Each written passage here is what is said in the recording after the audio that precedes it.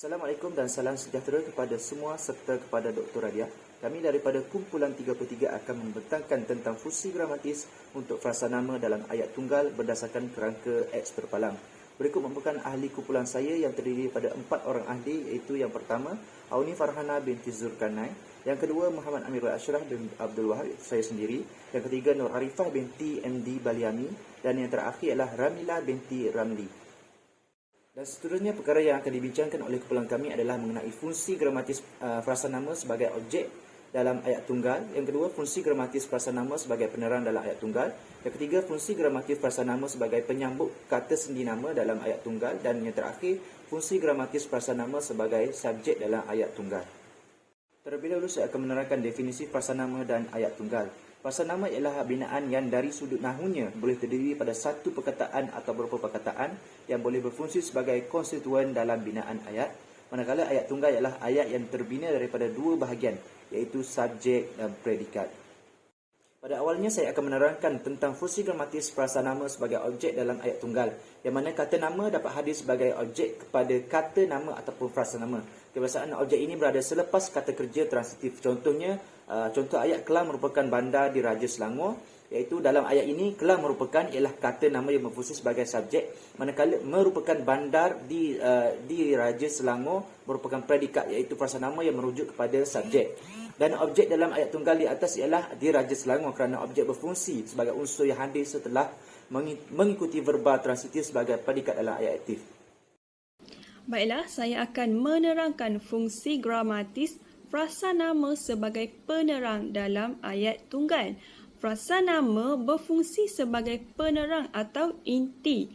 Menurut rumus sintaksis, frasa nama berfungsi sebagai penerang terhasil daripada frasa nama daripada kata nama inti dan kata nama. Apabila frasa nama menjadi penerang, golongan kata ini tidak lagi menjalankan fungsi tipikalnya, di mana kata nama ini mengalami seseran sintetik, iaitu kata nama beralih kedudukan daripada kata nama inti kepada penerang. Contohnya, abang menuntut di universiti. Ayat kedua, abang sulung keluarga itu menuntut di universiti. Frasa sulung keluarga itu merupakan penerang bagi ayat tersebut, kerana inti ialah unsur yang menjadi fokus utama dalam sesuatu frasa, manakala penerang merupakan penjelasan yang menerangkan makna inti tersebut. Misalnya dalam frasa sulung keluarga itu, intinya ialah abang, manakala sulung keluarga itu ialah penerang yang menerangkan subjek. Jadi, penerang boleh digugurkan kerana ayat yang terhasil telah gramatis dari segi fungsi dan maknanya. Seterusnya, saya akan menerangkan tentang fungsi gramatis frasa nama sebagai penyambut kata sendi nama atau sebagai unsur dalam frasa sendi nama yang mana hadir dalam bentuk predikat. Secara lebih mudahnya, fungsi gramatis frasa nama ini dapat dijelaskan dengan kehadiran kata sendi nama seperti ke, untuk, tentang dan lain-lain selepas frasa nama dalam ayat tunggal. Berdasarkan kepada pembacaan saya, kata sendi nama akan hadir di hadapan frasa nama untuk manusia dan jenis adjektif yang mana bersifat emotif. Sebagai contoh, dapat dilihat konsisten predikat ayat yang menjadi unsur dalam frasa sendi nama dalam ayat yang pertama, iaitu abang ke Kuala Lumpur, dan ayat yang kedua, iaitu bantuan ini untuk fakir miskin. Jadi, berdasarkan ayat yang pertama, dapat dilihat fungsi gramatis kehadiran kata sendi nama iaitu ke selepas frasa nama abang dalam ayat tunggal. Baiklah, saya pula akan menerangkan tentang fungsi gramatik frasa nama sebagai subjek dalam ayat tunggal. Terdapat 4 pola ayat, iaitu frasa nama tambah frasa nama tambah frasa kerja, frasa nama tambah frasa adjektif dan frasa nama tambah frasa sendi nama. Pola pertama adalah frasa nama tambah frasa nama.